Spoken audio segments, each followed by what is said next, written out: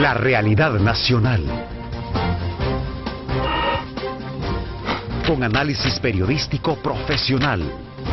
Los temas de país abordados con profundidad y credibilidad. Esto y más es su programa de opinión, Diálogo con Ernesto López. ¿Qué tal? Muy buenos días, El Salvador, ¿cómo están? Como siempre, un placer saludarles y estar con ustedes a esta hora de la mañana. Comenzaron a dejarse una cantidad de estudiantes en el camino, que hasta ahorita han hecho 1, 2, 3 PAES, 4 PAES, y no han logrado pasar, no han podido ser bachilleres. Entonces ese estancamiento de bachilleres le está creando al sistema educativo un rezago muy considerable en lo que es cobertura. Si ya teníamos estudiantes que no lograban pasar a la universidad, con esto ya tenemos todavía mucho más estancamiento. Vemos estudiantes que han sido excelentes alumnos en los colegios, un sistema de evaluación institucional que les ha dado los primeros lugares, por ejemplo, y asustan cuando reciben una boleta con una calificación de 3 en la PAES. Entonces, eso nos lanza a nosotros a pensar de que debería de existir mayor transparencia en lo que es la entrega de resultados. Esto me parece fundamental, por lo que decía inicialmente. El primer acercamiento al mercado de trabajo es lo que marca cómo... Y como suele suceder en la vida cotidiana, cuando tú te medís la temperatura y tenés fiebre, tenés que hacer algo, tenés que tomar un antibiótico. Y aquí nos medimos, y todos los años nos dicen que tenemos fiebre, y seguimos con fiebre hace 15 años. Los resultados de las PAES y de otras pruebas estandarizadas nacionales e internacionales nos han dicho que nuestros estudiantes conocen pero no comprenden ni pueden aplicar, y eso tiene un vínculo muy estrecho con lo que decía Gerson. Habla de la objetividad como un factor de existencia que cubre el tema de la PAES, pero tú cuestionas el tema de la secretividad porque precisamente por lo que estamos hablando, por el hecho de que no sabes tú, el profesor no sabe cómo preparar porque no sabe. Exacto, cada ítem o cada reactivo, como se le conoce técnicamente, tiene una fuente. Yo me acuerdo porque a mí me tocó coordinar una de estas pruebas nacionales hace años, y descubrimos que cada redactor de ítem redacta en base a una fuente.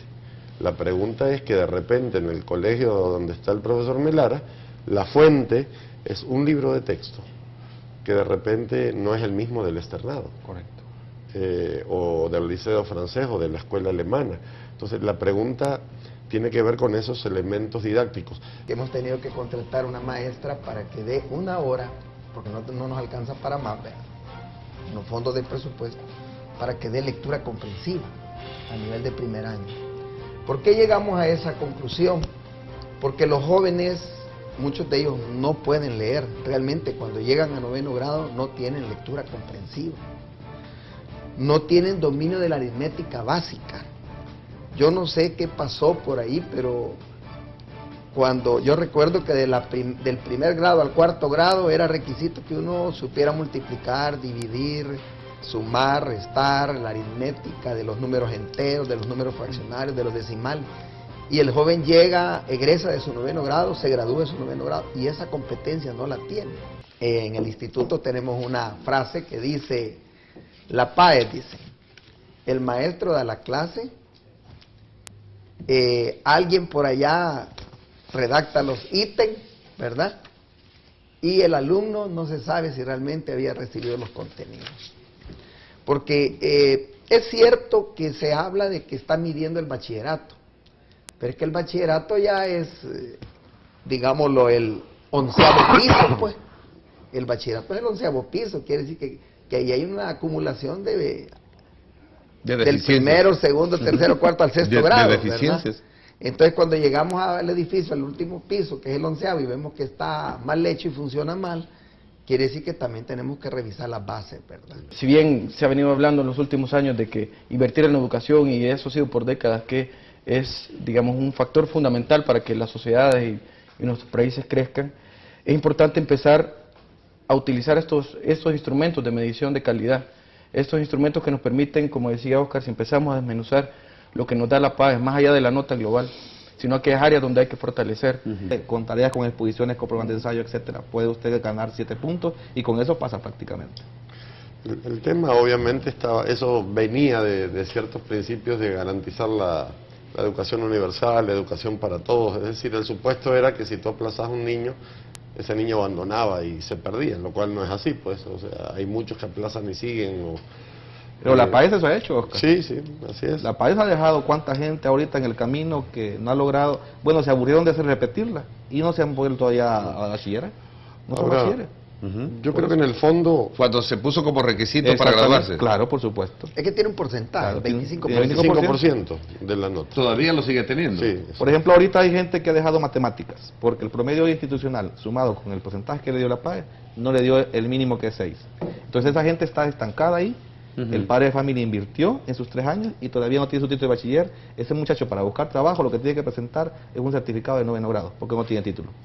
Tenemos impuestos para la gasolina, tenemos para todo, menos para la educación del país. Entonces yo creo que eso sí hace falta. Obviamente, digamos, en discurso y digamos por mucho tiempo, como lo decía antes, el tema educativo ha estado siempre en la mesa de discusión.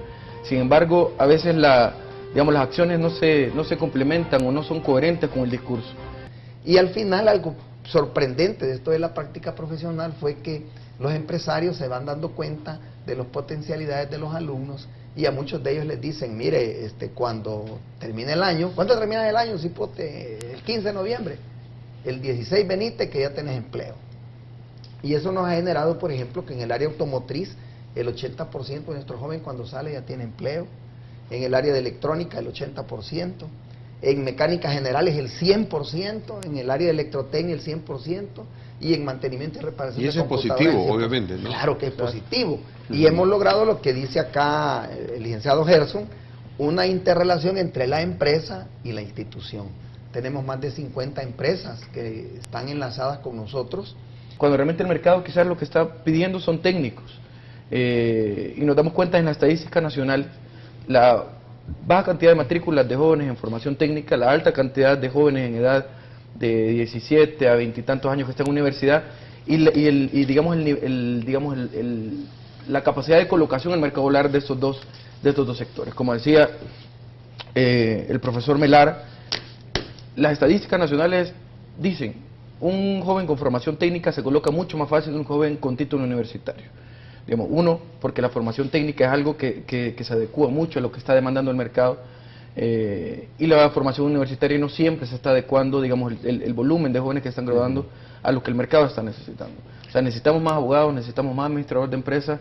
¿Qué tipo de especialización se requiere para eso?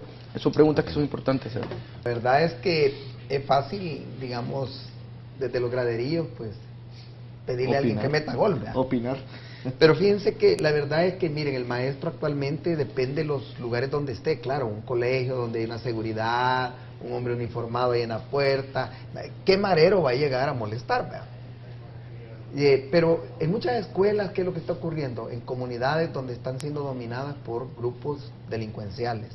Entonces, ahí estudia el hijo, el sobrino del que tiene la autoridad en esa zona. Entonces, el maestro no puede exigirle a ese joven, porque ya ha habido casos incluso de maestros que han sido amenazados, sacados de las escuelas, por exigir un rendimiento a los jóvenes. Nosotros actualmente este año, en enero, recibimos 237 laptops. A mí hasta miedo me da hablar de eso, porque me pueden llegar a robar las laptops, pues, como ya le pasó a varios centros educativos. Pero eso nos ha dado un avance a nosotros terrible en cuanto al dominio, y que hoy el alumno agarra su laptop y se va al aula y desde ahí está conectado y está haciendo la dinámica. Entonces, es una enseñanza de primer nivel, pues, ¿verdad? Ahora, pero tengo 237 laptops para 1.500 alumnos, no tengo una para cada uno, entonces tengo que estar dinamizando. Y tenemos los maestros competentes que le ayudan al alumno. Podés darte el lujo de tener a un estudiante aislado de la tecnología.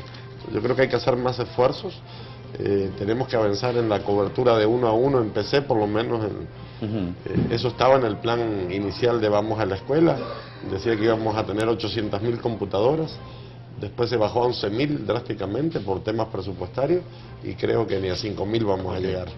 Bueno, profesor. Bueno, yo más que todo le haría un llamado a los docentes. Ya observamos la opinión pública y creo que el público tiene razón, pues.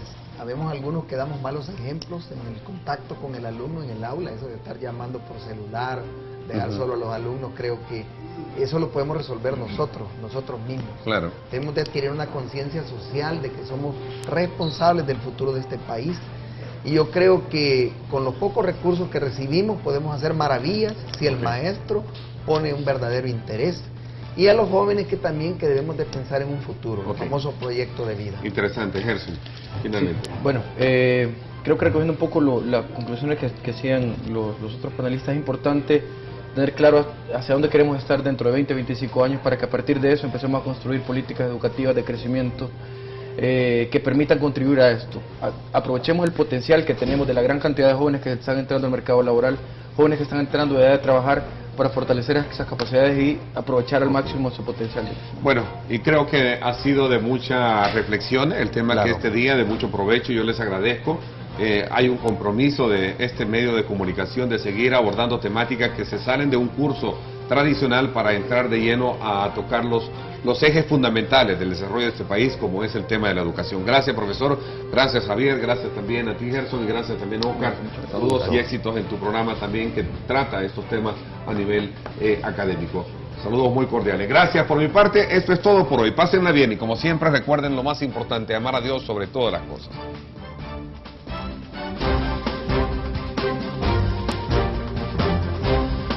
La realidad nacional.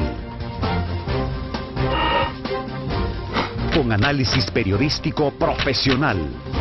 Los temas de país abordados con profundidad y credibilidad. Esto fue Diálogo con Ernesto López.